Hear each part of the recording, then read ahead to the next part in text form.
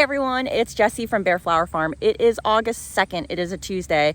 I've actually taken off work today as well as the last few days. We were at a wedding out of state and then I just wanted some additional time for myself and to even maintain the farm a bit. So I thought it would be a good time to do a farm tour because we are at the tail end of summer and there are really a couple of things that I'm focusing on right now. One is definitely pest management and disease management. So you're going to see that I have quite a bit of powdery mildew on my zinnias.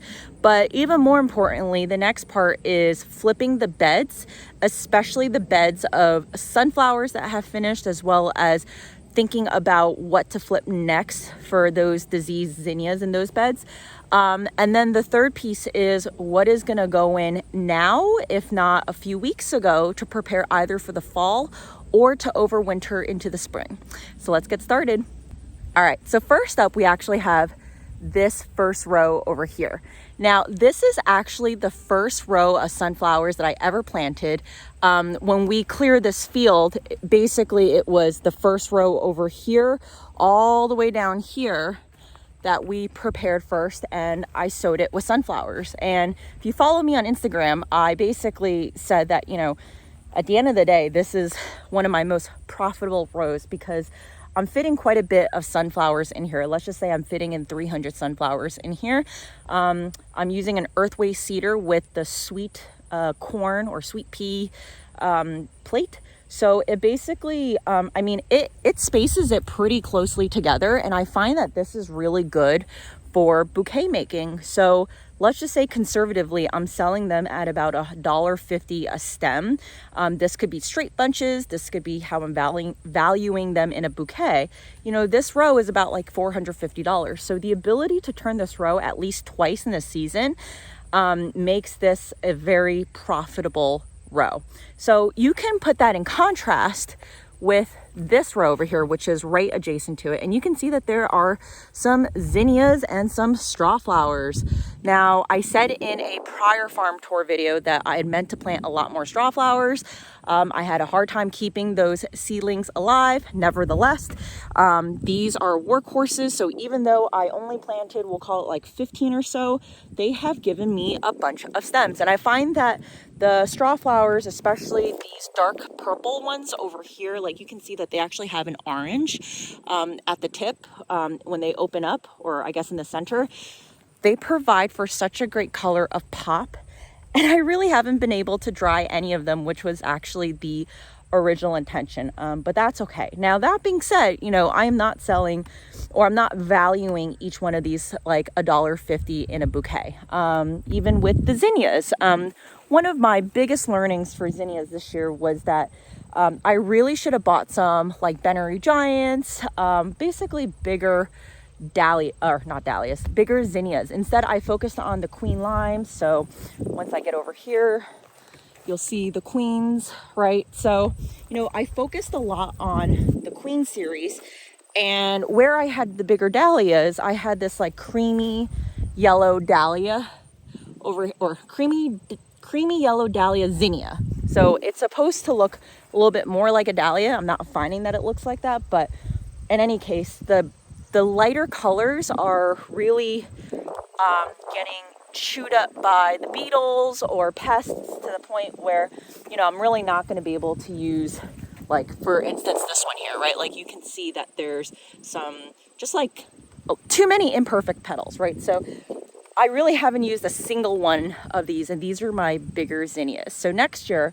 I'm definitely going to be planting some bigger head zinnias, but I've already learned my lesson, and I already started some seed before about, I would say a month ago, of their senoritas and their cactus-like zinnias, and I grew them last year in my personal garden, and they were actually pretty big and full, so I'll have those hopefully in a few more weeks. But as of right now, you know, I would say that I was relying on my zinnias to be a bit more of a workhorse for my August markets, and realistically, I don't know if it's going to happen because there is just so much powdery mildew on them. So just to give you a little bit of a better look, like you can see over here, there is just so much mildew on these.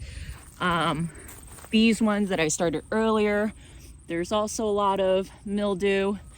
And what's been interesting is that there has been decent new growth that has been able to escape the mildew, but obviously it's a matter of time. So I'm having a hard time debating if I should pull these out now or later. I think I'm going to give them another week or two before I decide.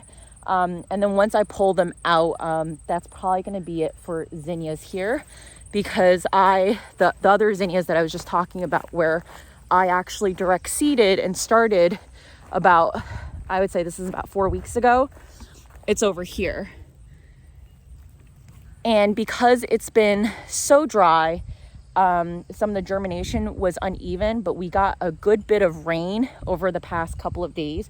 And so there's more that are germinating right now. And I think I should be able to have those make it before frost and flower. So that will be it for the zinnias on my end.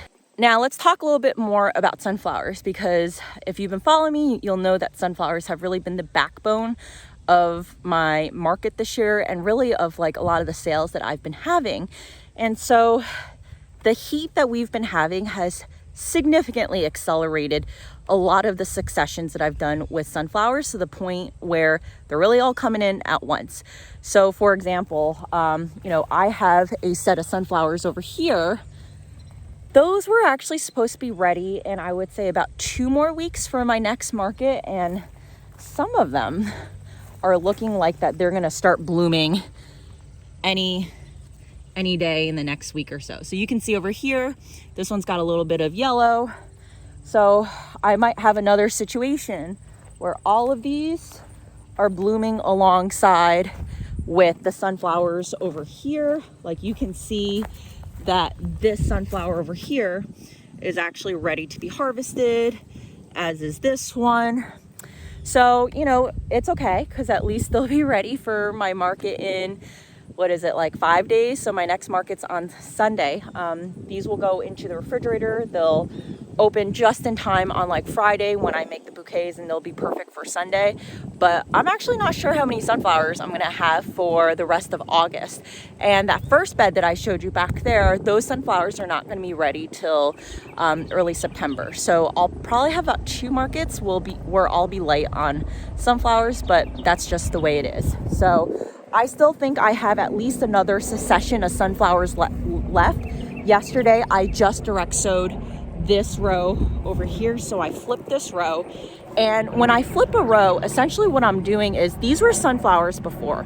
Now, hypothetically, if you want to practice good crop management, you really shouldn't be putting the same crop there after. It's my first year. I'm kind of, taking advantage of the fact that the soil is virgin, and I feel like I have a little bit more buffer there. But when I'm flipping a row, essentially what I'm doing is I'm taking off all of the stalks. So you can see that these are really small over here. Once this flowers over here, I will actually be taking this all out. I'll put a layer of leaf compost. And so we get that at our local co-op. It comes in like a cubic foot yard for about $40. And then afterwards, I put a layer of very well-aged chicken manure. Now, I have a neighbor all the way to the back over there, which, you can't see his house. It's like pretty far back, but he has about 10 acres. He has over 120 chickens or so. They obviously poop a lot. So he actually ages that poop, gets some grape skins from a local vineyard here, and then turns it with his machinery, and he has 3 piles that he's continuously aging. He has his own garden, but his garden is probably about half the size of this entire footprint, so he can't use all of it, and he actually gives it to neighbors. It's really generous, and I think the stuff is better than the quality that I would buy. So I'm really lucky to have him. But the other thing I want to mention here is that you can see the Earthway cedar rows. So this one has 4 rows, but what I also did was, in between 2 of the rows of sunflowers, I sowed hairy vetch seeds, which is a cover crop. Now, hairy vetch is actually frost tolerant up to zone 4. And so what that means is that it will act as a cover crop in the winter for the soil. And then come spring, I'll basically mow it down and let it decompose in here. So at the end of the day, you want your soil covered for the winter. And I also want that hairy vetch, which produces a lot of good nitrogen, to produce those leaves, not let the nitrogen, basically run off, but to produce it in that hairy vetch leaf. And then once I mow it down, let it decompose, it will go back into the soil as nutrients. All right, so a couple of other things that you might notice if you've seen the last farm tour is that the walkways are a lot more tidy. I have my husband to thank for that. We've actually been getting wood chips either dumped from a local arborist, or we actually just clean the tree line over here, and you can see that there are some chips. So what we do is typically my husband is actually going to one of these piles, wheelbarrowing the chips here, laying them down, putting cardboard down first. We have a neighbor who runs a liquor shop, so she gives us all of her cardboard.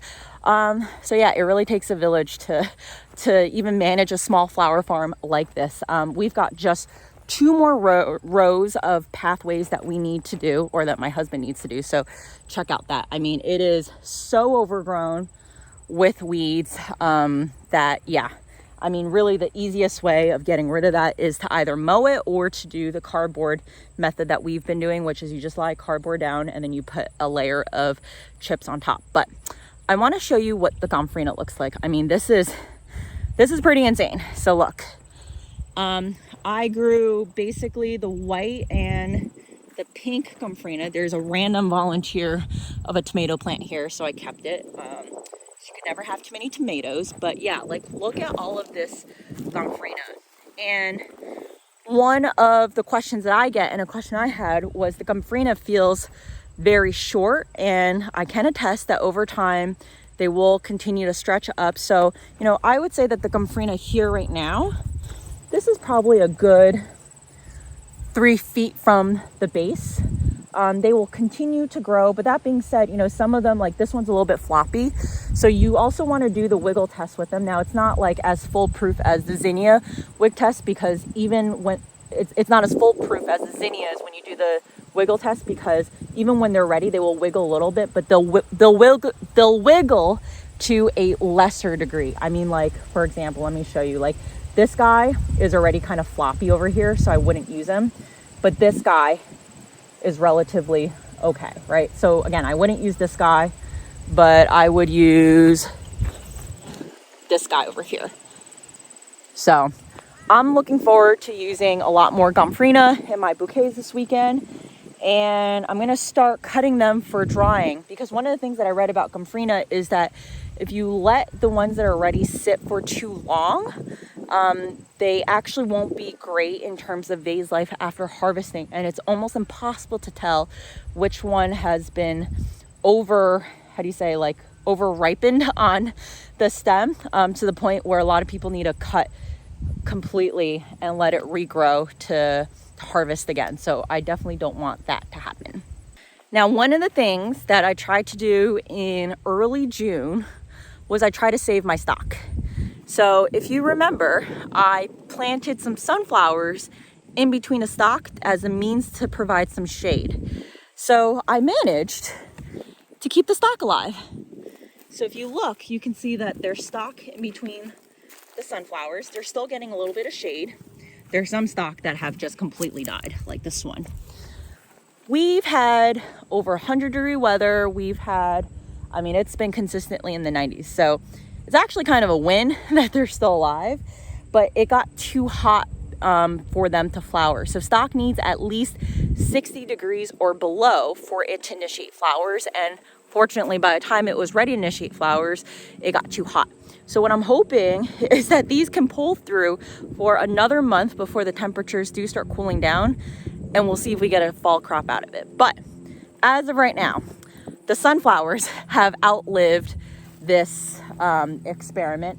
I have been harvesting some of the sunflowers from my bouquet, but outside of that, this row is completely negative ROI right now. Like, I really have not made any money from it, but it's okay because this is an experiment at the end of the day. So, I view that as very valuable. One other thing I want to show you is my celosia. So, I've heard a lot about celosia and how they like long days. And like, I think Lisa Mason Ziegler made a comment once on one of her podcasts that, you know, she only starts her celosia indoors because by the time she gets them out, you know, there's not enough daylight for them to really stretch up and produce those long stems. So we'll see whether or not these actually produce long stems. But let me tell you, these are celosia that I got from plugs from Farmer Bailey's, and they've only been in the ground for about 4 weeks.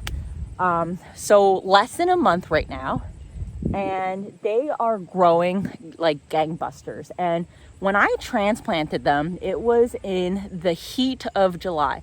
Like, I transplanted them during 95-degree days. There was a weekend where we hit 100 degrees. I made sure I kept them watered, but they seem to love the heat. I'm actually getting flowers on one of them over here. So this is Celosia Selway. I thought this was going to be a gamble. I wasn't sure if I was going to get flowers out of these, but I think I definitely will. So I'll keep you updated on what happens here. But yeah, I'm pretty excited for that. So there's some other stuff here that I've put in, like Persian cress. They're finally starting to take off a bit more. We've got my status row over here. So the good news is that the status is actually continuing to produce. I read before that you should treat status like a weed. You know, you don't really need to water, but with all the dry weather that we had last month, I did actually water, and I gave them a little bit of the Neptune's fish fertilizer, and they seem to really like that. So a lot of them actually bounce back pretty well. So last but not least, I mean, there's other stuff, but actually there's 2 more things I want to show you. But I also, alongside with those celosia plugs, I got some Madame Butterfly. And let me show you how they're doing. So you can see that they are also doing super, super well. I mean, this is significantly faster growth than when I put in Madame Butterfly from plug in late April. I would say that they're literally growing at 2 times the rate. And it's great because I already see them elongating versus the Snapdragon over here. This is also Madame Butterfly, and the only reason why this one is so long or so tall is because it actually, you know what? This one is just abnormal. I don't know why it's so tall, but the rest of my Madame Butterfly were relatively short, so I'm hoping that these will actually elongate and give me some taller stems. All right, now, last but not least, let's talk about dahlias. So I've never flower farmed before. I've never really grown more than like 3 flowers in my life in my garden because I had a townhouse, and, you know, container gardening real estate space is very precious. So I only grew like marigolds, and I grew a few zinnias to attract pollinators and maybe a couple snapdragons. So I never grew dahlias, and I didn't want to make the investment the first year without having a little bit of more experience. So therefore, I bought a lot of dahlia seed. Now, for the amount of dahlias that I'm growing, which is really just this space over here, you can see some zinnias in the back, but this is really the space that I relegated for dahlias. I've got, I would say, about 25 to 30 dahlias in here. And I would say that if this is the space that I'm dedicating for next year, it is not worth growing from seed. The reason being that, first of all, I bought seed on Etsy, which was fine because they all germinated, but I have no idea what the parent looks like. Dahlia genetics are such that the dominant traits are single petals, which is, you know, not the types that we desire. So, you know, I'll give you an example. This is actually a perfect example of a dominant traded dahlia, right? It's got single petals and it's got a fully blown open center. The dahlias that we like are typically closed in center. They've got many, many layers. And this is why it's so difficult to breed new dahlias, because those are not dominant traits. So even if you took seed from like a dinner plate dahlia or a ball dahlia, you're not guaranteed that you're gonna get similar traits from the offspring, because those are recessive traits. So that being said, when you grow only, we'll call it 20 dahlias from seed, it's not a large sample size for you to get a lot of good varieties. I think I got one good dahlia that I would keep the tubers of from seed, but the rest are, I mean, they're for the pollinators, right? Like, I can't use this dahlia in bouquets. If they're single and they're open faced, they will immediately get pollinated and they won't have a good vase life. So let me show you some other examples. This is another one grown from seed. I mean, it's been so like decimated that you can't even tell what it's supposed to look like here. This is another one where it's also single. Which one? This one's another one where, you know, it's not single, but it's open faced and it's also getting decimated by beetles or whoever. I mean, this guy over here has some potential, just a little bit smaller, but at least this is like double, a more close center. So this one actually has some potential, though I don't know realistically if I'm going to save the tuber from that. So what else? Oh, here, I have another one. This one here is like a fire engine red. You can already see that there's something that's, you know, eating the middle. It's pollinating it. But yeah, like once this one opens, or before it even opens, the petals get chewed on. It already starts getting pollinated. So color aside, I'm not a big fan of this color. You know, these are what I'm getting from seed, and it's just, you know, I feel like you have to be growing hundreds of them for it to really be worth your time. And your objective really should be to try to like be breeding dahlias or looking for something that is new, not for cut bouquet making, right? So like you can see the space. It's not a small space, but it's also not a big space. It's 40 by 90 foot. And it's a lot of valuable real estate that I am taking up to grow something that I can't use. So lesson learned, I'm gonna buy a lot of ball dahlia tubers next year. But someone actually sent me a bunch of decorative dahlia tubers and those are coming in pretty nicely. So for example, this guy is definitely, you know, multi-layered with a closed center, but it's opening so slowly that the pests are still getting to it. But I've gotten a few good ones out of here.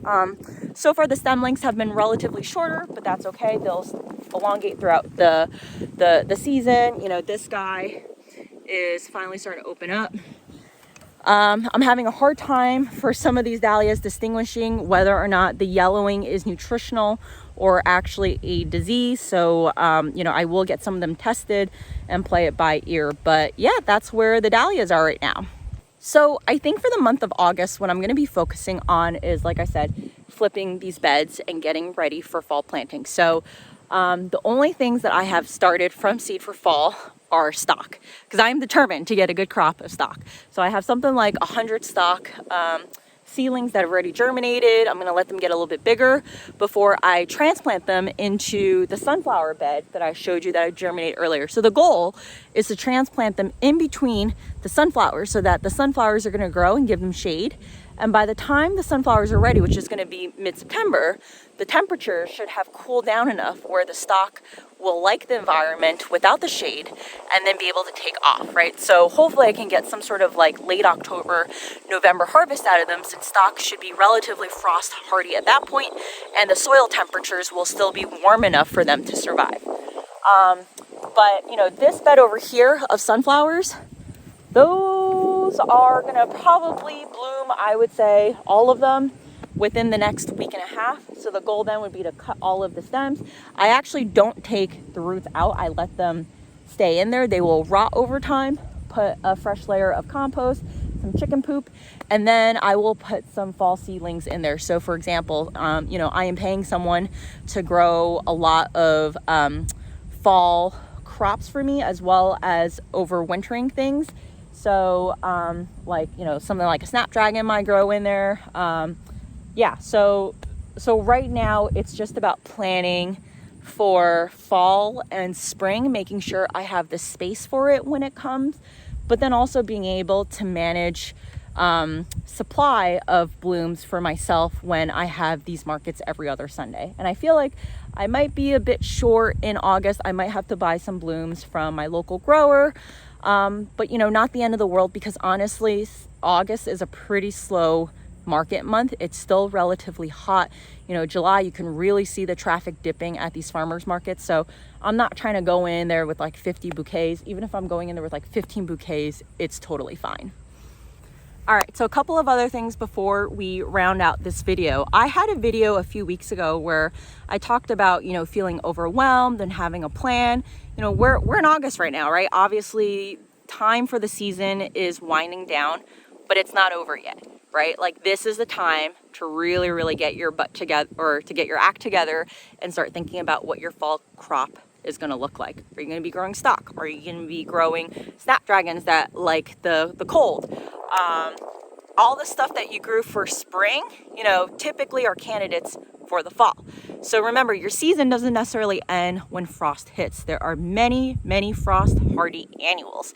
And now is the time to get them in, because it is about, I would say 6 to 8 weeks before frost right now. So, most of the time our frost here our first frost is anticipated to be in mid-October. Last year, we didn't get a frost till Thanksgiving. So you just never know. And I always say that the cost of starting from seed, or even buying from seed, is really insignificant compared to how much you can make if things go right? So look, for all I know, we can get a frost in late September. But even if we got a frost in late September, I would expect some things to still stay alive. It's not like everything's gonna die from that first frost, unless if it's an extreme killing frost. But assuming that you get 32 degrees, there's microclimates within your farm, right? So some things might actually still survive. And because that would be such an anomaly, I would expect the next frost to not come for another few weeks, right? All this to say, the season is not over yet. Chance it, right? So I said that I'm probably done with zinnias for now. And, for me, it's because they are so susceptible to powdery mildew. I live in a place where it's super, super humid. But, if I didn't live in a place that was as humid, I might actually chance it with them, right? But I already have a very profitable crop, sunflowers. I still have a lot of seed left. They are 55 to 60 days, which is, more or less what you would expect from a zinnia right now. But sunflowers are just more profitable for me. So it makes sense for me to put my eggs in the sunflower basket versus in the zinnia basket, especially since I don't have the right seed for the bigger zinnia focal flowers. So if there's anything to take away from this video right now, it's think about what you want a fall succession plan and where you're going to put them, and how are you going to amend your beds to make sure that they have the right nutrients, right? Because everything that you grow is taking nutrients out of the soil. So what are you putting back in to help it regenerate? And, I'm a big proponent of not over fertilizing and making the plant work for its food through good soil health. So, this is a bigger topic, but I think at the end of the day, thinking about how you're going to naturally amend your soil with organic matter. So anything with carbon, right? Anything like dead leaves or chicken poop, horse poop, cow poop, right? All of those inputs help contribute to better soil health. So this is what my field looks like in August. I'm curious to hear where you are right now, and let me know in the comments.